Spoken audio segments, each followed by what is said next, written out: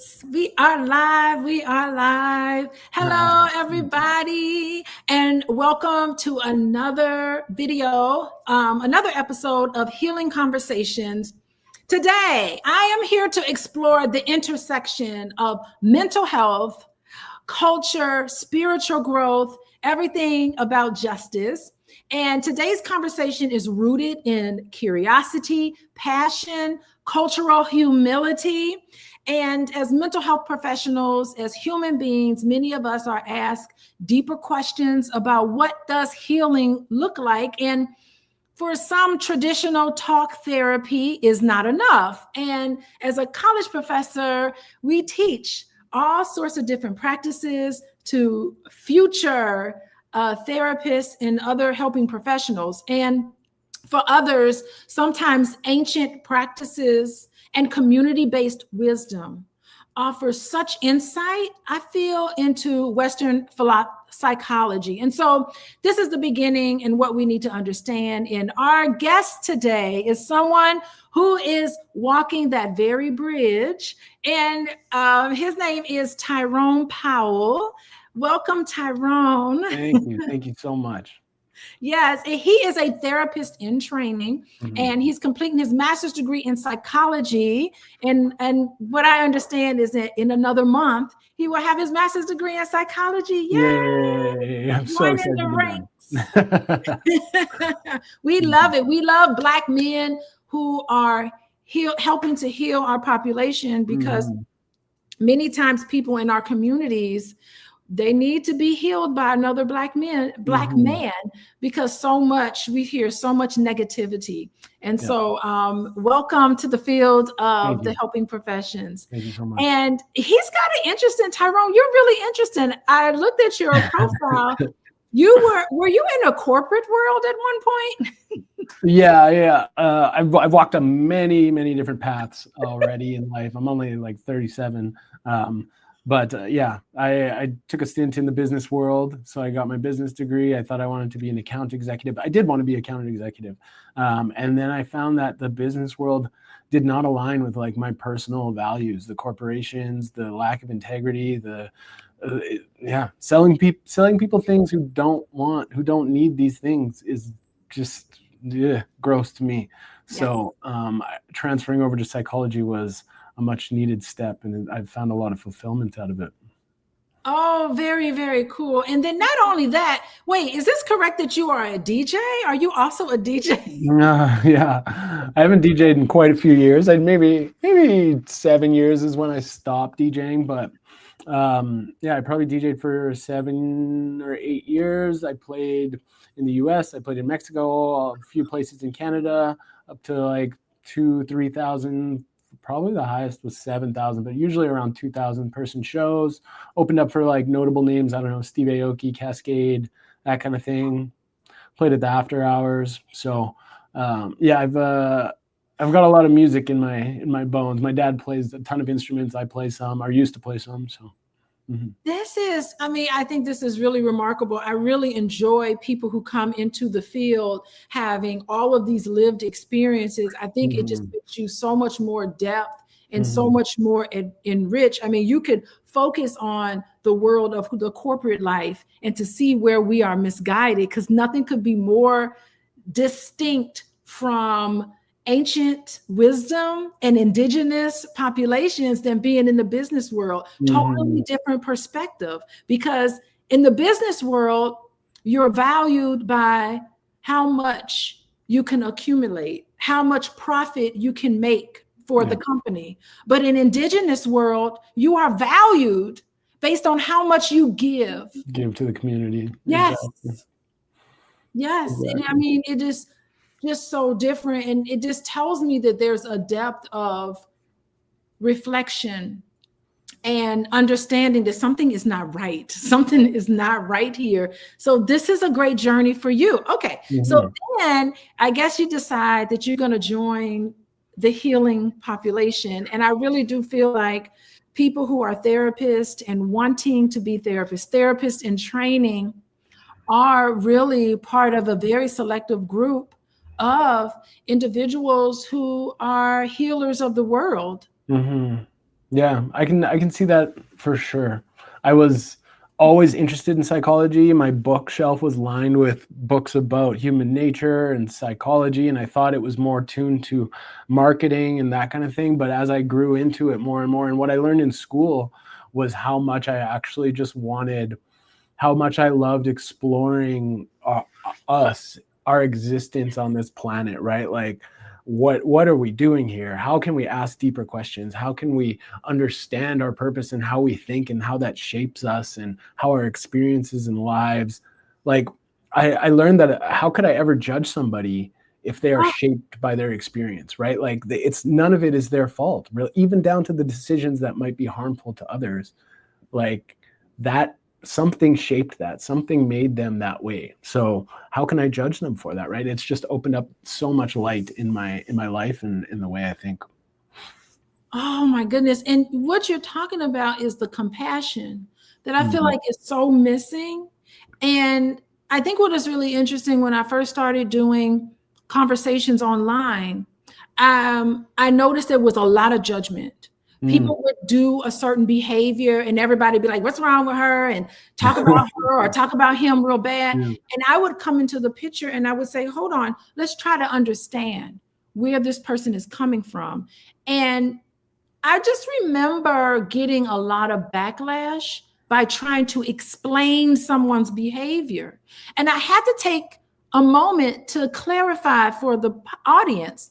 Listen, me trying to understand where someone is coming from is not the same as agreeing with them. Exactly. And by giving an explanation and deconstructing people's issues, I got seen as somebody who was trying to say that their behavior is okay. Now, I'm not a lawyer. I'm not in the law enforcement. It's not my place to judge. It's my place to help understand. Yeah. Exactly. I agree fully. And I've just seen it so many times. Even now, one of the people, some of the people ask, like, what have you learned in your practicum so far? And I'm like, I've learned the most about myself and how I'm understanding people, and what, like, I thought I was compassionate and like non-judgmental before, but now as I speak to people and see their issues and see what they're going through, and then see all the different reasons why, it's like just crazy how much that has expanded to just appreciate people so much more in our experience as humans. Well, this is great. I just want to welcome everybody in. We're going to dive really into the topic. We're just setting the stage here. How's everybody doing? I see people starting to come in here. Before we move on to our real topic, which is about, we're looking at Western medicines, but I really feel like Indigenous populations can teach us a lot about healing, some of their practices. But before we dive into that, as we talk about our topic, what the West is learning from Indigenous wisdom, we're having a healing conversation. I just want to let everybody know that if you want to know when I go live, if you like this topic and some of the topics that I've been talking about, please make sure that you text the word love, LOVE, to 87948. And when I have healing conversations with professionals, you get an invitation and you'll be notified about when I have these conversations. Also, if you want to reach out to me and you want to talk to me, you can reach me at coachingwithdralicia.com. There, if you go to the website, you'll be able to click on couples, and you'll also be able to click on individual work. I do believe that a lot of healing happens, not individual, but a lot of times as a couple. So a lot of times you can heal through your relationships with others. I've seen it happen. And then also you can follow me on Instagram. Everybody, y'all follow me on Instagram because I am so close to 10,000 followers. I just like, it's like I get up there and then it doesn't happen. But I don't know. We'll just see. We'll see if I make it by the end. It's a made up number. It's okay that you're not there, but it'll feel good. It's not there. I need to just let the process go. But I'm like, wow, I'm so close to being there. But you won't be sorry if you follow me there, because it's my intention to put out really good healing conversations and really adding to a growing body of people online who are talking about mental health issues and issues surrounding our community in a way that shows compassion and understanding and not just tearing each other down. And that is the reason why I had to invite my internet crush online here, Mr. Tyrone Powell. He is wonderful. You guys follow him. What's your social media? My social media is at Tyrone the Philosopher, TyronePhilosopher. Yes, Tyrone the Philosopher. You won't be sorry. Mm-hmm. Okay, tell me this. You're a future, pretty soon, in the next couple of months, mm-hmm. you will be a full-on professional. Welcome into our professional community. Thank you so much. I'm so excited. We're here talking about plant medicine, healing, and alternative ways of healing. And I was talking to you before we started today, and you mentioned that this is something that Canada as a country is starting to look into and start to integrate into healing practices in the country of Canada. And I'd like for you to kind of tell us about your perspective and how that's being done in Canada, because we are behind. Oh, fair enough. In the States, eh? We are only slightly ahead of the States. Okay. Canada, right, there's kind of two locations. Well, okay, where do I start with this? So BC is on the far west coast, British Columbia, right? They have decriminalized most drugs. Okay. So you can go to jail if you're selling or if you're distributing or that kind of thing, but possession of small amounts is legal. Okay. And in that, there's been all these pop-ups of plant medicine, psilocybin, LSD, psychedelic medicines that are allowing people to heal in different ways, right? And these are some of them, whether they be mescaline or psilocybin, are ones that have been used in, or ayahuasca, have been used in cultural healing practices for generations. Where I am in Alberta is one province over, and we are more so in the well, I'll call it the medicalization of it. So more in the Western version. So ketamine is a psychedelic adjacent is what they call it. So it mimics the effects of psychedelics, but it is more so an anesthetic, and that's what it's been used for in surgeries for years. But what they found is they were doing surgeries and they were giving people ketamine, and then they would come out of their surgery and they say, oh, my depression is gone. So all these surgeons saw it over and over and over, and they said, okay, well, we need to test this out and explore it. So because ketamine has been legalized for medical use already, it is kind of the first foray into the psychedelic healing practices.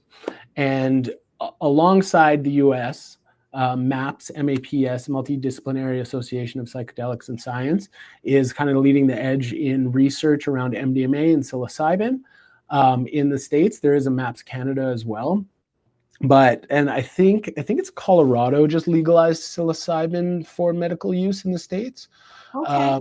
But in Canada, for psilocybin and MDMA, they are only through a special access program. So certain cases, treatment-resistant depression, PTSD, end-of-life care, you have to have a psychiatrist diagnose the person, send in a special access program request to the federal government, and then they can go through the treatment chosen, essentially. Yeah, and like this is really good because it is a budding practice to help heal depression and anxiety, and particularly PTSD among combat veterans. We'll talk about that. It's really done a remarkable job. And there have been small studies, controlled studies that have said this is actually helping, and we're calling it new.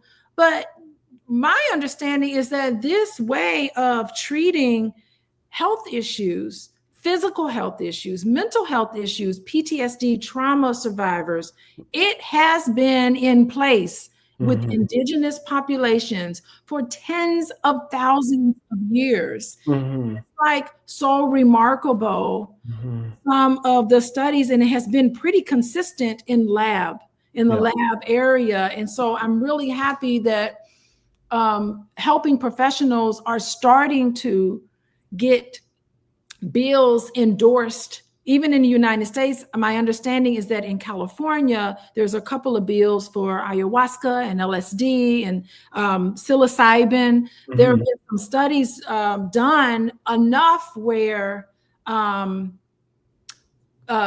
California congressmen are now starting to sponsor bills. Right. It can get passed in California because California is very progressive in that way. And so, I mean, these are things that are very, very promising because the mental health issues among men in particular is so profound. Wouldn't you say? And I think one of the problems that we as men have in dealing with them is the construct around our existence and our masculinity, and to say that we are here on this planet in this kind of, I don't know, masculine cage, right, where we have to be a certain way, act a certain way, and blah and whatever, and it breaks us down. It's not a healthy construct for us, and it may have been back in the day when we had to defend our villages, or we had to go out and hunt to provide our families with food, or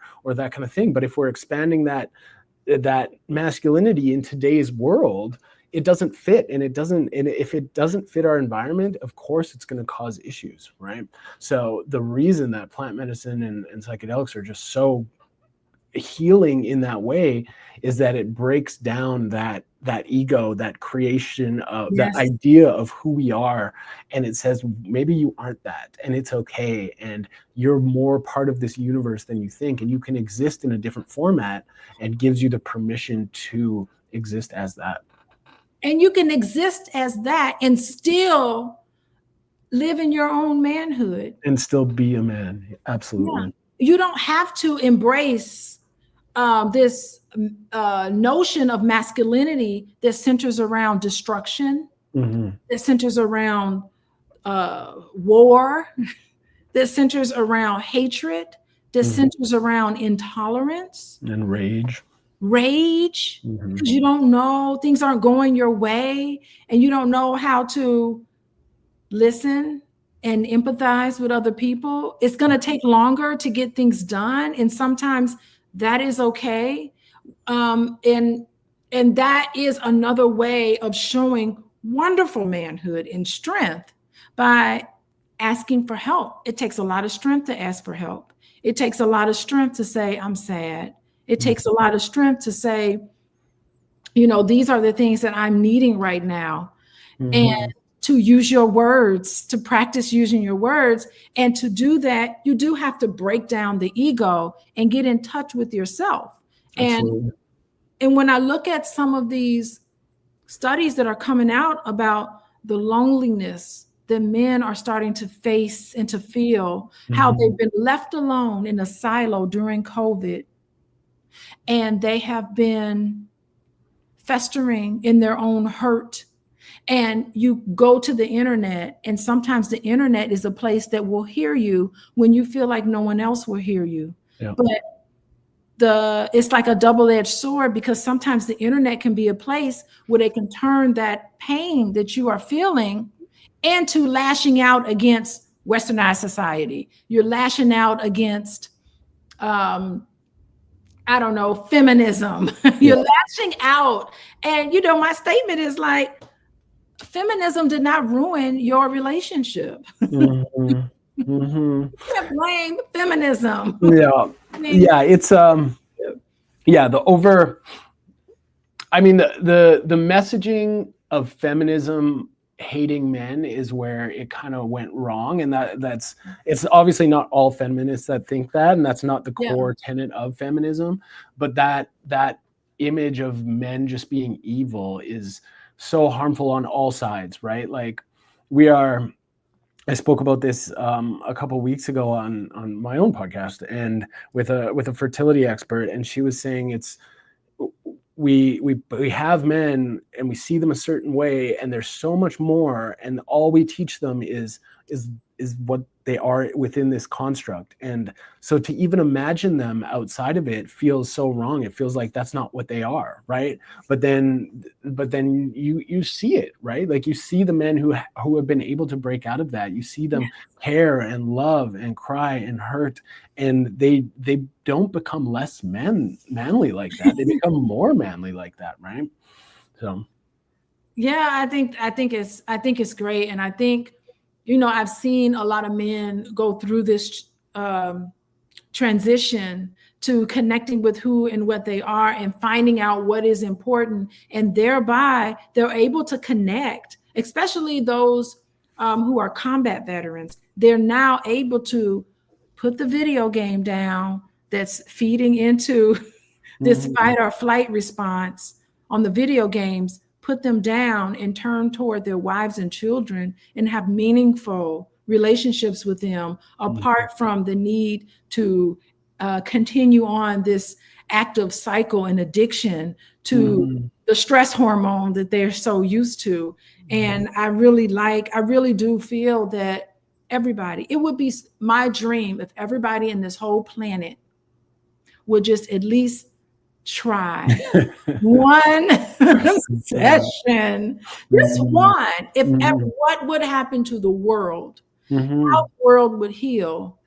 Well, and that's interesting. So there's two things there. One, I guess I'll talk about the MDMA is the one that's very effective with PTSD, right? And they're finding that it's just with first responders, with veterans, like it is life-changing for these people who have been through all these different forms of therapy and have been unable to shake these symptoms, right? Because it is hardwired into them.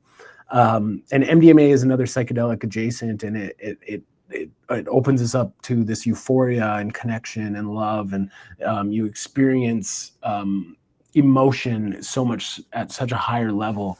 But the testing process is broken. So the scientific method does not lean itself in favor of psychedelics. So MAPS, the program, or sorry, the association I mentioned earlier, they're kind of the forefront of most of testing within the last 20 years for psychedelics.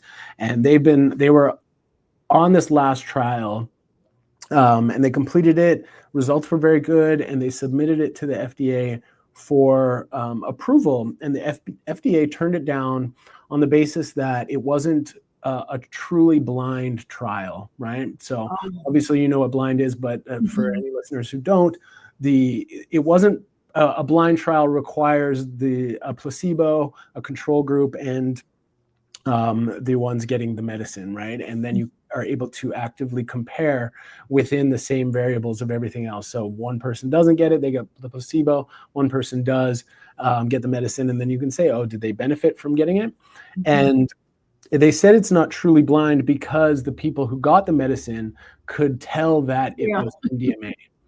And if you know anything about MDMA, or if you've done it, or if you've seen it, or that kind of thing, you know that there's no way you can take MDMA and not know, right? So the method for testing is actually, it just will not allow for success of these drugs, which is crazy, right?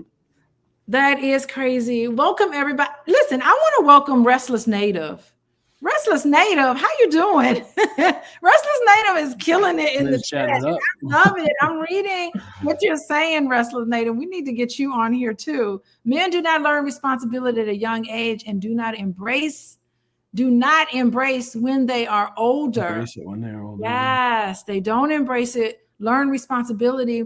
Yeah, I think I would even agree with that, because not only men don't learn responsibility, but they also don't learn, and I wouldn't say men, I think there's just some women who do this too, but they don't learn accountability, and I think that just comes from so much shame, because men are told in this society that they're wrong, that there's something wrong with you. And they start to internalize that, and they believe that. And how can you admit accountability when you just feel so bad about yourself, like there's something wrong with you? And so you have to really know that saying you're sorry about something, or even saying that you're wrong. Can you imagine if we had a president in the United States that said, I was wrong? I don't think a lack of accountability is a male specific issue. I think it's society wide right now. I think that Yes. you could even look at like dating culture and ghosting, right? Like the fact that you can text somebody and say I want to meet up, and then when they're ready to meet up, just not respond is like blows my mind. Like I would never. Like you're disrespecting them, you're disrespecting yourself, you're disrespecting it. Like it's that, and that's just like the smallest accountability example. If you want to go up to, like you said, your president, it's like, well, you've got blatant lies on television, and nobody does anything, right? Like it's no responsible for any of it. Yeah, it's like no responsibility. He's gonna point the finger and blame everybody else, and that is not helping us. And I think it's just really interesting because the macrocosm is reflected in us. You know, the macrocosm, all of the issues that are happening in today's society is reflected even in relationships and relationships that people have with each other. And I just feel like this sense of non-tolerance has been something, you know, that I've been witnessing that I really don't like. And we are a country of divide. It is not much happening that's really bringing us together. And these conversations are not the type of conversations that I feel like we need to have in our leaders. It's just not happening right now. So anyway, so those of you who are just joining us, I just want to say I am so happy I have Tyrone Powell. He is a therapist in training. This countdown. Yeah, a month left of school. Hurry up and graduate. Watch our world. Tyrone Powell is coming. He is coming for you. And we're talking about what the West is learning from indigenous wisdom. We're having a conversation about plant medicine and how indigenous ways of healing is starting to become infused into our practices. And as a result, there's healing. It's speeding up the healing process. And it's something that I definitely encourage people to kind of look into. And I'm glad that you're pointing out some of these studies and that you've been really looking at this. What would you say, personally or professionally, when it comes to psychedelics and plant medicine? How do you think this whole process is therapeutic, a therapeutic experience that you've witnessed? Well, I'll talk about the science side of it first, and then I'll talk about kind of personal experience and thoughts and kind of more the philosophical side of it. From the science side, it's, in my mind, it's pretty straightforward, and like whatever, there's a multiple different psychedelics out there that work to the same effect. But what they've done is under an MRI, I should have brought the picture, but under an MRI, your brain obviously has different regions and they talk to each other in certain amounts, but mainly they talk to themselves, right? So your optical region will talk to itself, your hearing region, your thinking region, blah, blah, blah. And what happens is they gave somebody some psilocybin, they put them under the same MRI, and what they found was that the brain areas were talking to each other like hundreds of times more than when without the drug.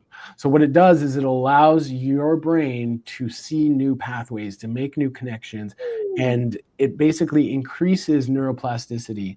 And so neuroplasticity, for those who don't know, is when you're a baby, you have very, very high neuroplasticity and your brain is making neural connections. It's plastic, it's got plasticity, it's bendable, malleable, it moves, it connects to each other, making these patterns in which you learn and you grow. It kind of peaks when your frontal lobe is developing around 20 to 30 age, and then it continues until the day you die, but it slows down continuously, right? So they say an old dog can't learn new tricks. That's bullshit. It's bullshit. Yeah. And so what psychedelics do is they allow for a ton more neuroplasticity, which allow you to make new neural connections easier. So what you can do in 30 years of therapy, it really just speeds it up. And yeah, exactly, Jen. I just saw your comment come up there. Without your brain will do this. It just speeds it up and enhances it essentially. And then there's something called the afterglow within psychedelic communities. And this is 48 to 72 hours after a psychedelic experience. That neuroplasticity is enhanced. So when we talk about psychedelic-assisted therapy, it's not just taking a drug and going about your day. You are doing preparation for it. You're setting your intention. You're having the psychedelic experience in a safe space, a safe setting. And then immediately after, you are going into psychotherapy sessions with a trained therapist to integrate those new patterns into your life effectively so that they make changes, right? You're not immediately, if you're trying to break your habit of alcoholism and you have a psychedelic experience, you're not going and immediately drinking afterwards and reinforcing that same harmful harmful pattern that you had, okay? From a philosophical perspective, they're healing, and this is personal experience. They are healing because they shatter your ego at the best level. Yep. The most effective level.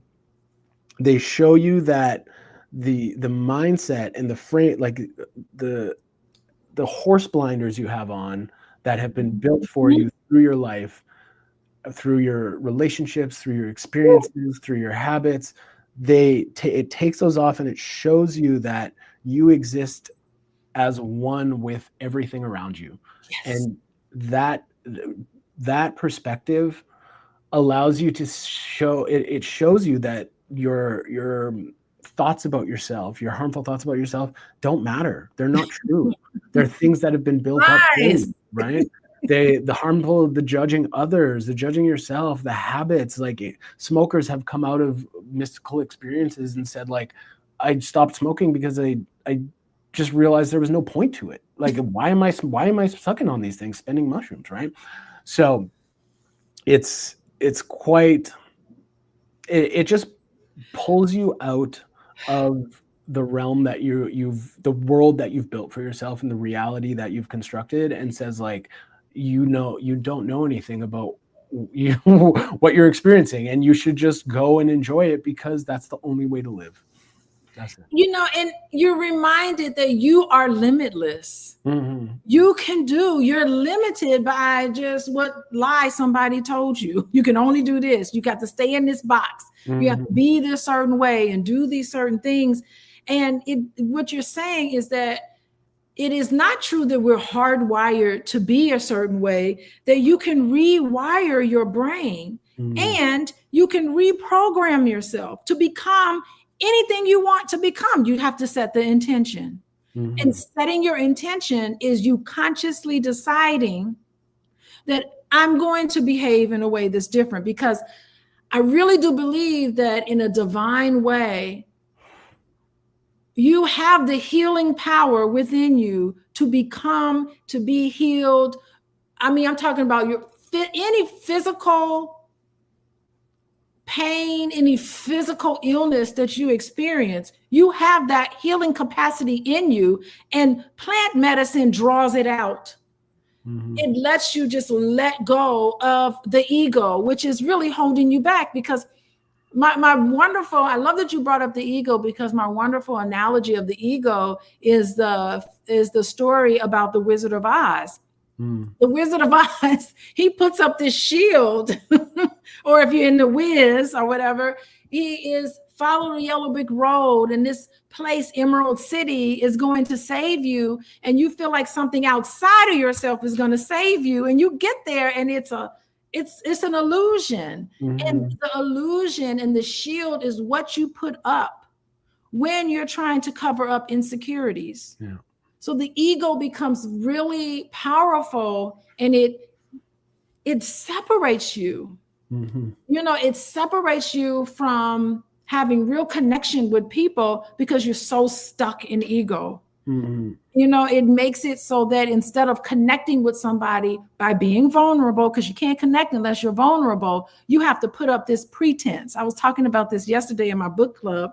about how we have to let go of the pretense and become vulnerable. Say you made a mistake. Mm-hmm. Say you're not so perfect. Laugh about things because it's not a big deal anyway. And the whole purpose of you being here on this earth, right here in this moment, how unique we are. Mm-hmm. I mean, you really do see it's, you know, I think like experiencing plant medicine, honestly, there are no words for it. No, it's like, yeah, it's, I always tell people when they ask, I'm like, okay, the first thing is like, the English language, like language itself, you cannot communicate. Like, I talk about this too. It's like we're so alone because we think we feel, then I have to translate it into English, then I have to communicate it to you, then you have to receive it, then you have to translate it, then you have to process it, right? So that's like a game of telephone. It's lost its meaning about 6 times. Yes. And so if I'm trying to put into words what a psychedelic experience is, it's like, it's it's Put really it into words limits the experience. Yeah, exactly. It's a real safe, well thought out and guided spiritual experience is it's indescribable, right? But It is absolutely indescribable. And you know, I think it's really fascinating because I really love sugar.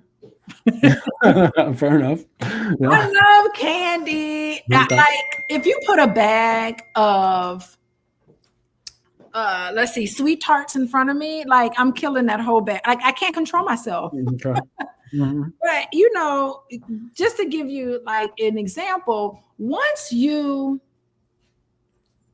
have a plant medicine experience, you're just not going to crave sugar anymore. It is really remarkable. And you know, you could set the intention, you know, stop my cravings. You just feel whole. Now, it doesn't last forever. You will go back to sugar, but at least you can remember. Or it depends. It depends if you change, it depends if you change the habits outside of it, right? That's what it is. Yeah, but it's for whatever moment it is, it's like the hunger goes away. Your craving for anything, it just goes away. And I know, just like for me, I just saw the world differently, and it was like such a beautiful experience that stayed with me until I got around my kids, and then that was it. Right. So what does that tell you then, right? Then that's what you know. You say, okay, well, if I keep going back to it because of my environment, it's like, okay, well, maybe my environment needs to change, and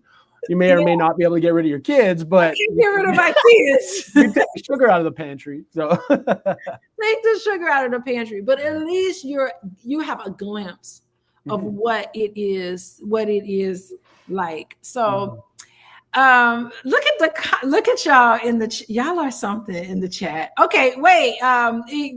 Look what Rhonda says. Rhonda's like, your body will reset with the right alignment of intentions in herbal medicine and diet selection. Yes. So that is really fascinating because leading up to this kind of alternative ways of healing, you have to go through stages even before you get to a place. And it is recommended that you fast, do some fasting, do some meditations. So it's all of these things that you can do to prepare yourself for this experience by fasting, and you'll be surprised how much you really don't need to eat.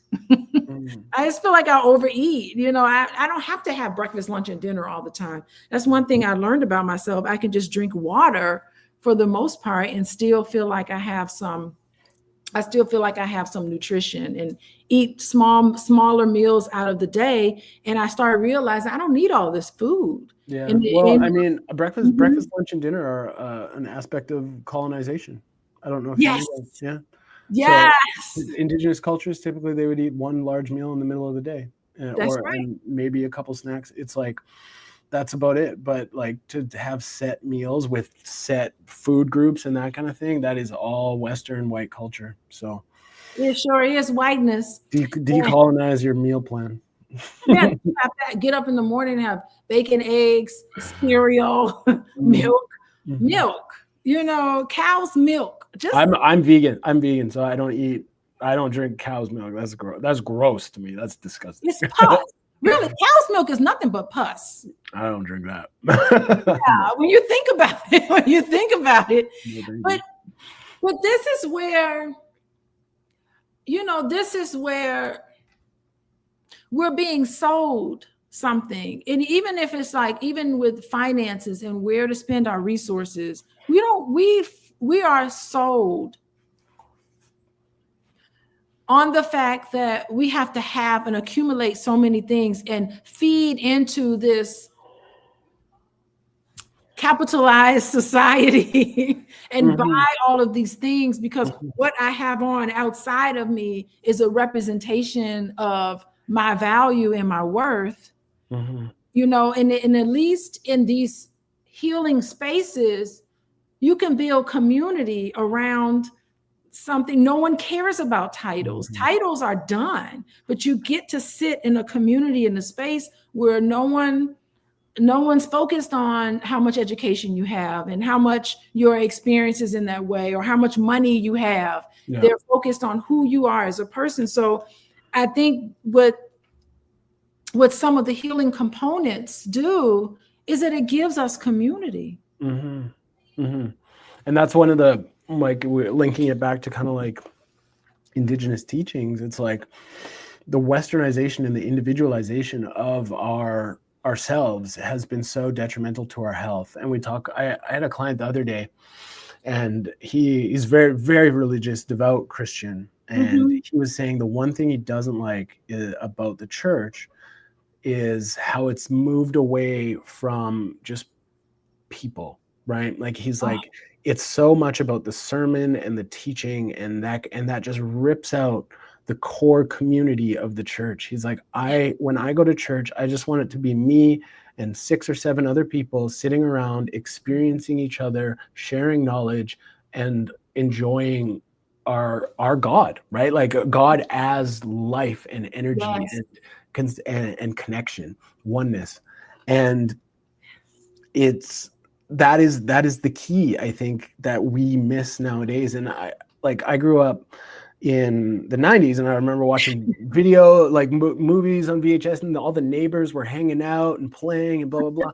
And like, I live in a little cul-de-sac, and I know my neighbors, but I don't talk to them. I don't hang out with you drive right into your garage here. Where I live, like the garage is built into the house, so we can walk right into the house. So I barely go outside and experience, and like, it's not a community. It's just a place to live around other people.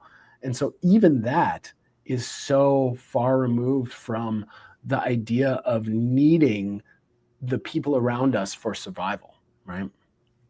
I mean, it really is a lonely place. It can be a lonely place because it's so far and few between that you find people on that level. Like sometimes I get so like, let me give you an example. Oh my God, Tyrone. Okay, so I went through this. You would not want to know me back in this stage. I went to this stage where I learned all about feng shui. Sure, sweet. Hell yeah. Energy, room energy, hell yeah. I learned so much about feng shui, and I was like, oh, hell no. I am creating heaven on earth. And I feng shuied my entire house. I'm like, if you can't find a feng shui spot to put that item, it's out of here. And I feng shuied my whole house. But I did that by myself. Like, there was nobody in the suburbs of Chicago feng shuiing their house, And so I got so overzealous. And I did notice, by the way, that when people would come into my house, they would be like, what's going on in here? Like, they would make a comment about, I feel the sense of like warm. And people would comment on the house, and I had food dolls, I had everything. And I was just like, and I would like sit there and be like, yes, that is exactly what you feel that too? Yeah. And my idea was that everybody who left my house, I want them to feel better leaving my house than when they came in, Mm. So I had my daughter's friend, her mom, they just moved in down the street. And the people who lived there before moved out because of a divorce. Mm-hmm. And so I come over to her house and I was just like, oh, there was like holes in the wall. I guess they had been punching out the walls. It was all sorts of chaos in there. And I was like, girl, you got to feng shui this spot and get some sage and burn some sage around. You got to get all this energy out. And she looked at me and was just like, are you saying my house is haunted? And how dare you and I was like, oh Lord. Then I started realizing, Alicia, this is not for anybody else. This is just for you. Mm. But I got so overzealous about it. Yeah. And I just wanted to like talk about it with everybody. But I got to realize that not everybody is. I learned from that one little exchange. Oh, Alicia, this is not for everybody. Yeah. All of us are on our own spiritual path. Yeah. And maybe on some level, I planted the seed of feng shui in her head and she wasn't ready to receive it. Maybe she'll hear it later on down the line. She's like, that's that crazy lady down the street talking to me about feng shui. Yeah. Now another person's talking to me about it. So, it's so exciting when you get to see, you wake up and you start to see the world in this other alternative view. Mm-hmm. And you want to share it, but you only want to share it with people who are ready to hear. Yeah, you can't push people. And I think that's so important with that, what you just said about like people have to be ready to take that spiritual journey, right? And not only just with like psychedelics or plant medicine or self-healing, like if somebody comes into your office, you can't push them to dig through their trauma and heal the relationship they had with their father or something like that, right? Like you can open the door and you can say, hey, I'm over here on the other side and it's safe over here. And when you're ready, you come walk through it, right? And that's even we go back to the men's issues. It's like, yes, we have to be so compassionate for those that aren't ready to break that construct, right? And we can be over here and we can be loud and we can talk about it and we can be proud of the happiness we have over here. But the system is built to create men like that, right? Like it's built to create, it teaches them, it's in the movies, it's in the messaging, our peer groups, are the way we talk about sex, the way the porn, like every single thing is made to create men like that.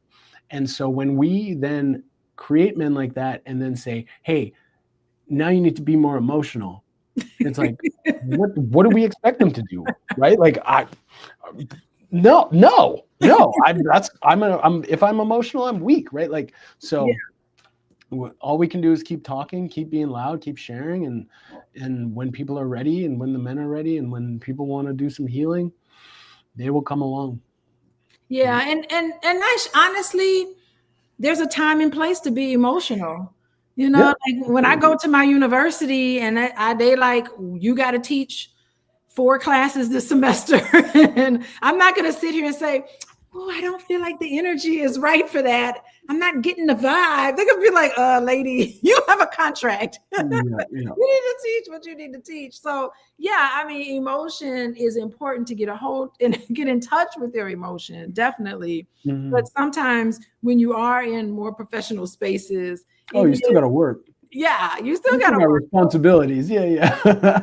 I think what we're saying is that we need more harmony and balance. I think everything is so skewed to this masculine way of thinking all the time with things. Mm-hmm. And it is really like, how do you blame somebody when you get rewarded for not focusing on emotions, but you're rewarded in a lot of different ways, mm-hmm. By exhibiting more of this masculine ways of thinking and behaving. That's what gets rewarded, and that's what's seen as powerful. Mm-hmm. And that feeds the ego in that sense. And so, how do you blame people? And who are we to sit there and say, well, the problem is that you have this depression and you're covering it up with all of your workaholic behavior. Yeah. What are we supposed to do when the world applauds you for being able to just think about the bottom line. Yeah. Yeah. And I think it's like you said, it's about that balance. Like I've had the past 2 years or 2.5 years, I have a daughter, she's 3. I have a son, he's 1. Oh. So, and doing school and trying to work, and like I set a goal for myself. I wanted to graduate the summa cum laude, like top of my class, 4.0. So I read every single word of every single textbook, and I spent time from 8 p.m. after the kids went to bed till 2 a.m. every single night writing or reading, and then the next day, whatever, spend it doing whatever I had to. And there were days where I would break down and I would cry, and like I would to stop and like be shaking because I'm like, I can't deal with this, and cry, and then get that emotion out, and then say, okay, time to go. Like I got shit to do here. Right? Like I'm trying to set my life up for the future. Like I can be emotional, but I'm not trying to. Like I can experience that emotion, but I also have the grit, I have the determination, I have the discipline, and I can rest in a couple of years when I really want to rest. And it's not like I've been bottling it all up, so I'm going to crash, but I can space it out so that I can persist, right?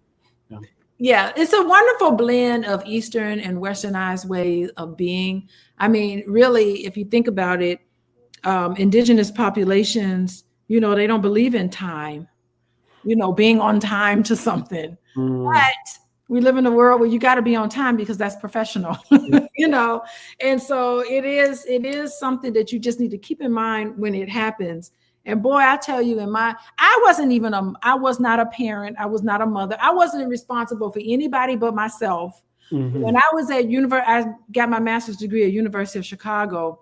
I remember writing a policy paper at 3 a.m, crying because policy kicked my butt. And I knew I wanted to be a clinician, but you know, in the social work program, you have got to take all the policy courses. And now I see why. I totally see why, but I know policy kicked my butt and stats and all of that, but I had to do it because we're a profession, and I get it, but it hurt. And that's the thing, like there's no pain, there's no gain.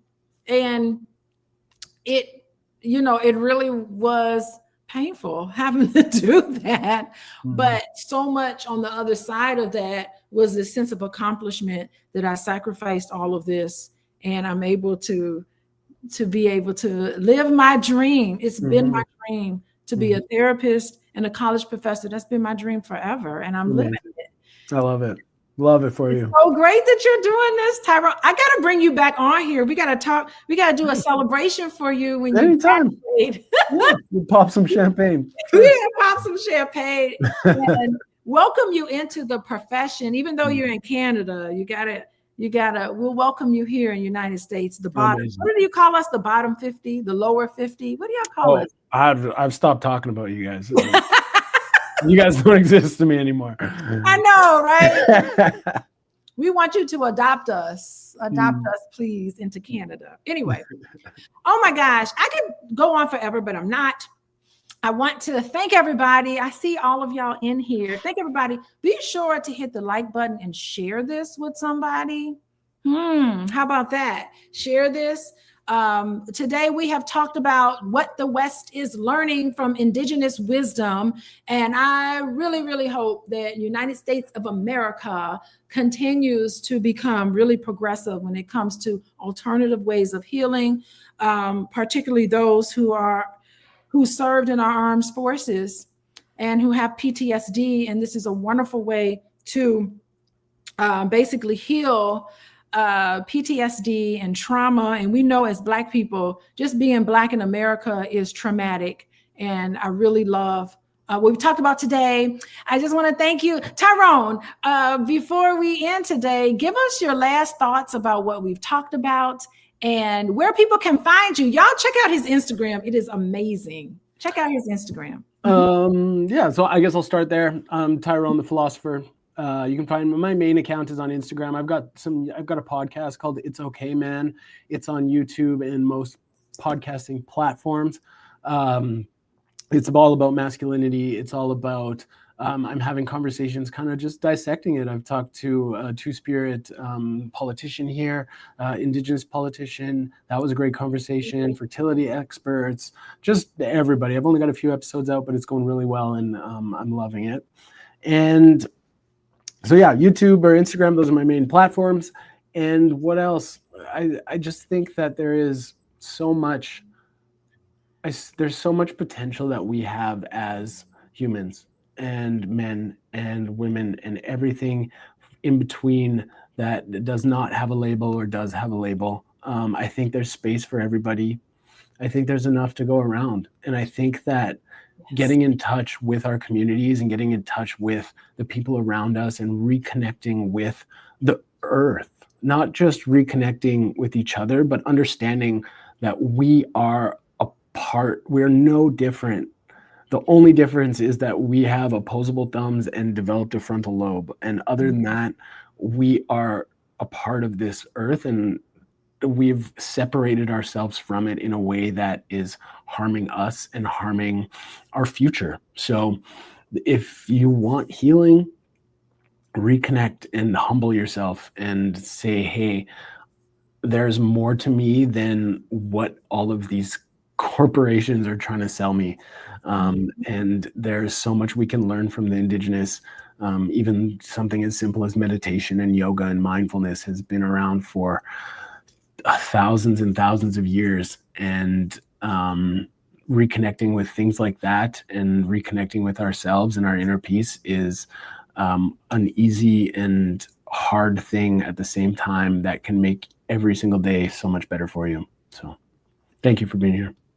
Yes. And I just want to say, look, mindfulness, plant medicine, indigenous ways of learning, that's Blackness. Mm-hmm. That's Blackness. Mm-hmm. I'll just leave it there. We need to get back to who and what we are, original. Mm-hmm. Original people. And this is getting back to ourselves before we were, I don't know, kidnapped with guns and Bibles. I don't know. I'll just leave y'all with that. Thank you so much, Tyrone. Hang on. I want to talk to you after I end the stream. So don't go away when we're done. We're going to talk offline. Anyway, goodbye, everybody. And am I coming back next Monday? I think next Monday I'm going to be on an airplane to the motherland. I'll be going to Ghana next Monday, so I won't be around. So tune in the next couple of weeks, but definitely text the word listen. How you know when I'm going live? How do y'all know? How y'all going to know? You're going to know because what you're going to do is text love to 87948 because I'm going on vacation. Hello. And you'll be able to know when I come back and I'm ready to do another video. Of course, you can follow me on Instagram at Coaching with Dr. Alicia. And there's my website, coachingwithdralicia.com. Anyway, goodbye, everybody. Thank you, everybody, for joining us today. Bye, everyone. Thank you. Out. Peace out.